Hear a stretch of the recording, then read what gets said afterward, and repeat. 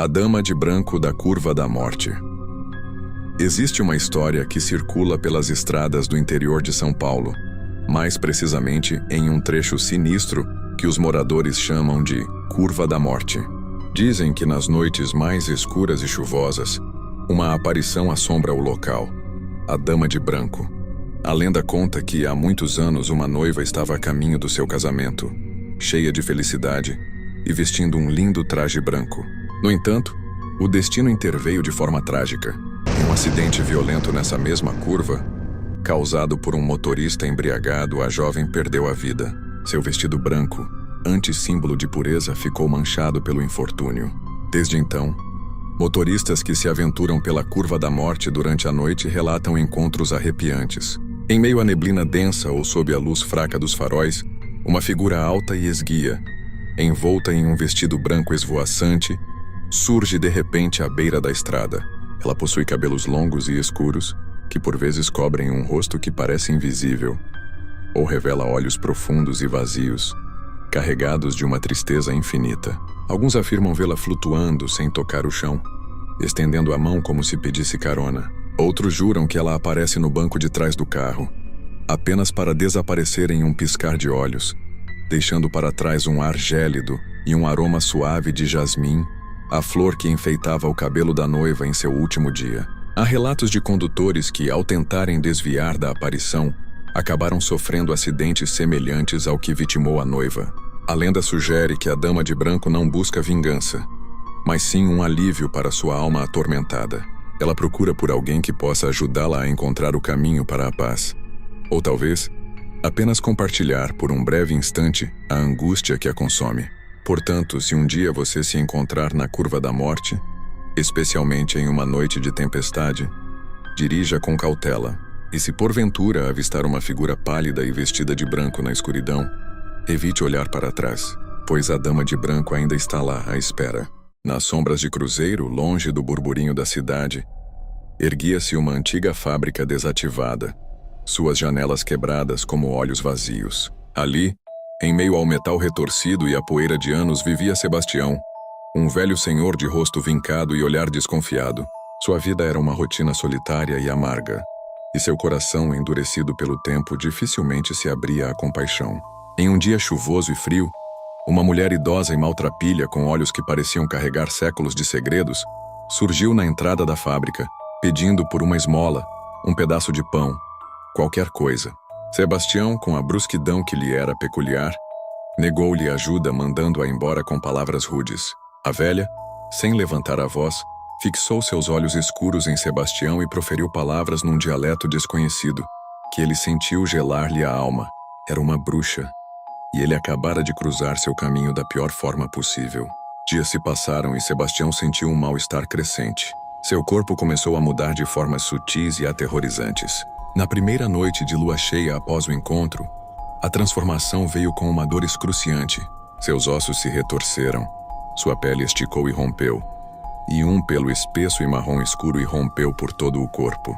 As mãos se converteram em patas com garras afiadas, e o rosto alongou-se em um focinho bestial com presas enormes. Seus olhos, antes os de um velho amargurado, ardiam agora com um fulgor âmbar selvagem. Ele não era mais Sebastião, era um lobisomem. Desde então, a cada lua cheia, a criatura se arrastava para fora da fábrica, impulsionada por uma fome insaciável. Sua força era brutal, sua agilidade assombrosa. Ele caçava na zona rural, atacando gado, sempre em busca de sangue. Em uma madrugada recente, sob o brilho pálido da lua, o lobisomem esgueirava-se pela escuridão, farejando o ar. Havia sentido o cheiro de um bezerro em uma propriedade próxima, um banquete aguardando. Com seus membros poderosos e musculosos, ele atravessou os canaviais, ágil e silencioso. Quando estava prestes a cruzar a avenida Nesrala Rubés para alcançar sua presa, uma luz forte irrompeu na estrada. Era o carro de Betty, a professora universitária, guiado pela escuridão e pela névoa do álcool. Em um instante, a massa peluda e corpulenta do lobisomem foi atingida em cheio, arremessada com violência. A criatura guinchou de dor, seu corpo colossal caindo inerte no asfalto. Por alguns segundos, a maldição do velho Sebastião pareceu ter chegado ao fim. Atropelada pela ironia do destino e pela embriaguez de uma professora, A mula sem cabeça de Guaratinguetá, Guaratinguetá. O nome sussurrava fé em templos antigos. Mas em seus cantos mais remotos a fé se dobrava ao medo. Naquelas paragens rurais onde o asfalto cedia à terra e o progresso se esquecia, uma sombra antiga não permitia que a escuridão fosse apenas escuridão. Era a lenda da mula sem cabeça, um fardo de pavor transmitido em sussurros, nunca em voz alta. Dizem que ela surge não só em noites de lua cheia, mas quando o sangue dos inocentes mancha a terra, ou quando juramentos sagrados são quebrados sob a sombra de um campanário esquecido. Uma alma amaldiçoada, açoitada pelo fogo do pecado, condenada a vagar, exalando chamas onde deveria haver um rosto, e dor onde deveria haver paz. Naquela noite, Zé, um homem que zombava do folclore como histórias para crianças, dirigia seu velho carro por uma dessas estradas esquecidas. A lua cheia, um olho prateado no céu, observava, passiva, enquanto a poeira da estrada se erguia como fantasmas. Ele havia rido das advertências de sua avó, das orações sussurradas antes da meia-noite. Achava tudo superstição, o medo de uma era ignorante. Mas naquela noite, o ar gélido da serra não trazia apenas o cheiro de orvalho, mas um ranço metálico, como de algo queimado e pútrido. Então o silêncio da terra foi estraçalhado. Não foi um som comum, era um galope abafado, mas com uma força bruta, algo que fazia a terra tremer sob os pneus. Diferente do trotar de um cavalo comum, era um peso, uma agonia inarticulada que se aproximava rapidamente. E então ele viu o clarão. Não era luz de farol, mas um brilho avermelhado e infernal, bruxuleante que dançava no horizonte, se movendo com uma velocidade impossível. O som dos cascos cresceu.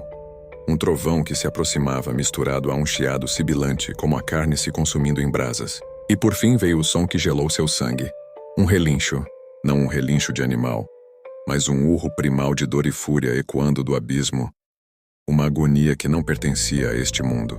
A luz avermelhada se expandiu, engolindo a escuridão. A mula sem cabeça irrompeu no campo de visão. Uma silhueta robusta e escura, contorcendo-se em fúria desenfreada. Do seu pescoço decepado, com cheiro de enxofre e carne queimada, não havia cabeça. Apenas o brilho incandescente e o som seco do crepitar das chamas. Seus olhos, que deveriam estar em um rosto, pareciam brilhar como brasas vindas do inferno em algum ponto invisível. Zé não pensou, apenas reagiu. O terror dilacerou sua descrença. Ele acelerou o carro, o pavor o chicoteando enquanto a criatura flamejante o perseguia, com uma velocidade que desafiava a natureza. Os cascos martelavam a terra com força ensurdecedora, e o relincho, agora um grito contínuo de condenação, preenchia a noite, fazendo o ar vibrar com sua ira.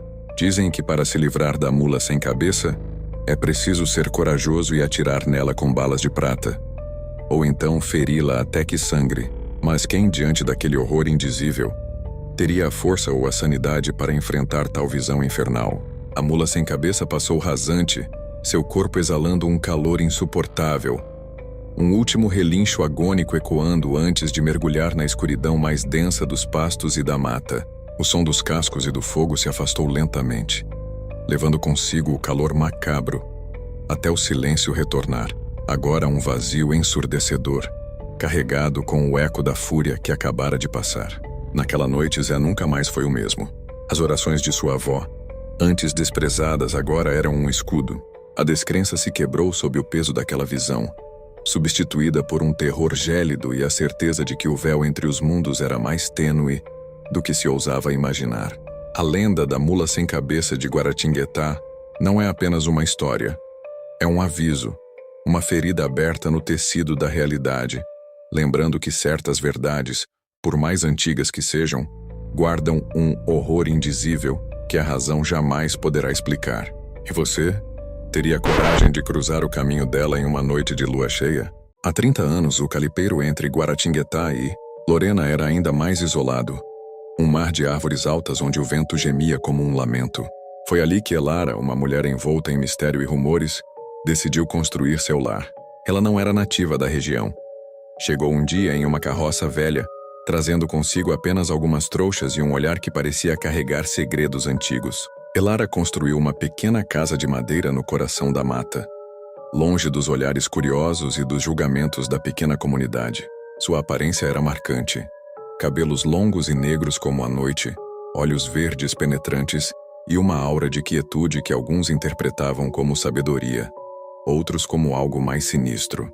Ela vivia de ervas que colhia na floresta, e logo começaram a surgir histórias sobre suas estranhas poções e seus conhecimentos sobre curas naturais, e também sobre males ocultos. A princípio, as pessoas a procuravam com cautela, buscando remédios para doenças ou conselhos sobre a vida, mas com o tempo os boatos se intensificaram.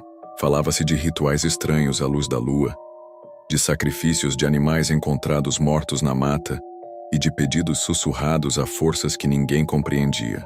O medo começou a superar a curiosidade. Elara, a curandeira isolada, estava se tornando a bruxa do calipeiro, a responsável por tudo de ruim que acontecia na região.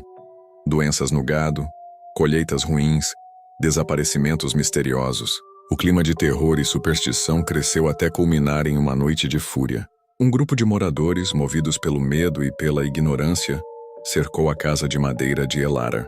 Gritavam acusações, brandiam tochas e exigiam que ela pagasse por seus supostos crimes. Elara, acuada dentro de sua casa, ouviu o clamor da multidão enfurecida. Ela sabia que não havia como escapar. Em meio ao barulho ensurdecedor, o fogo começou a lamber as paredes de madeira. As chamas subiram rapidamente, engolindo a pequena casa em um inferno alaranjado. Dizem que em meio à fumaça e ao crepitar das chamas, ouviu-se um grito lancinante, não de dor, mas de fúria. Elara, presa em sua casa em chamas, jurou que voltaria. Sua vingança seria fria e implacável contra todos aqueles que a haviam julgado e queimado viva. Naquela noite, a bruxa do calipeiro morreu em meio às chamas. Mas sua promessa ecoou pela mata, gravada no vento que gemia entre as árvores. Acreditava-se que sua alma, carregada de ódio, ficaria presa àquele local, esperando o momento de retornar e cobrar sua vingança, assombrando para sempre o calipeiro entre Guaratinguetá e Lorena. A Serra da Mantiqueira, na região de Cruzeiro, com sua beleza imponente e matas densas, era o destino escolhido para o acampamento de Lucas, Jonas e Tiago. Jovens na casa dos 20 anos, buscavam uma aventura em meio à natureza, longe do barulho da cidade. A tarde transcorreu em meio a risadas, montagem das barracas e a promessa de uma noite estrelada. Com o cair da noite, a temperatura despencou, e a fogueira crepitante se tornou o centro de seu pequeno universo iluminado. Enquanto compartilhavam histórias e assavam marshmallows, o silêncio da serra foi brutalmente quebrado por um grito apavorante, vindo de algum ponto profundo da mata que o cercava. O som era carregado de puro terror, fazendo com que os três amigos se entreolhassem com o coração acelerado. A curiosidade e a adrenalina venceram o medo inicial. Munidos de lanternas hesitantes, Lucas, Jonas e Tiago adentraram a escuridão da mata, seguindo a direção de onde o grito havia ecoado. A cada passo, o silêncio se tornava mais opressor, amplificando o som de seus próprios corações batendo forte.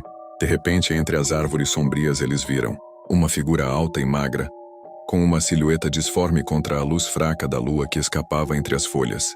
A criatura parecia ter saído diretamente de um pesadelo. Seus cabelos longos e emaranhados caíam sobre seus ombros como uma cascata escura e suja, quase alcançando o chão. As unhas, visivelmente extensas e afiadas como garras, brilhavam levemente na escuridão. Sua pele parecia ressecada e pálida, esticada sobre os ossos, dando-lhe uma aparência cadavérica. Em sua cabeça repousava um velho chapéu de palha, desalinhado e sombrio. A criatura parecia emanar uma aura de abandono e terror. O Unhudo, como a lenda sussurrada pelos moradores mais antigos da serra, começou a se mover lentamente em direção aos três amigos. Seus passos hesitantes no chão de folhas secas eram amplificados pelo silêncio da noite. O medo tomou conta de Lucas, Jonas e Tiago. A lenda havia se tornado real parada diante deles. No desespero e na escuridão impenetrável da mata, os três amigos se viraram e correram sem olhar para trás. Tropeçavam em raízes e pedras. Galhos chicoteavam seus rostos, mas a visão daquela figura macabra os impulsionava. Lanternas caíram. Mochilas foram abandonadas no caminho, cada um lutando apenas pela própria sobrevivência. Após percorrerem uma distância que lhes pareceu uma eternidade, cambaleantes e ofegantes, eles pararam, buscando ar em seus pulmões.